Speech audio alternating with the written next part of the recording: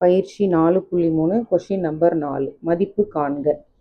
Third question வந்து easy தான், டைரெக்டாக ஆன்சர் எடுத்து எழுதலாம். நான் உங்களுக்கு கிளாஸில் சொல்கிறேன். ஃபஸ்ட்டு சப்டிஷன் பாருங்கள். tan of cos inverse 1/2 minus sin inverse minus 1/2. So இந்த tan எடுத்து அப்படியே எழுதுங்க. cos இன்வர்ஸ் 1/2வும் அப்படியே எழுதுங்க. இந்த மைனஸ் வெளியில் வரும் இல்லையா, sin minus theta is equal to minus sine theta. So இந்த மைனஸ் வெளியில் வரும்போது இந்த மைனஸும் சேர்ந்து என்ன ஆகிடும், ப்ளஸ். இப்போ சைன் இன்வர்ஸாக ப்ளஸ் 1/2ன்னு எழுதணும். ஓகேவா? இப்போ பாருங்கள், இங்கே டேன் எடுத்து எழுதியாச்சு. காஸ் இன்வர்ஸ் சைன் இன்வர்ஸில் இந்த மதிப்பெல்லாம் ஒரே மாதிரி இருந்துச்சுன்னா இந்த ஃபார்முலா எழுதலாம். Cos inverse x plus sine inverse x is equal to π/2. So இதுக்கு ஃபுல்லாக நான் சேர்த்து என்ன எழுதுகிறேன், π/2.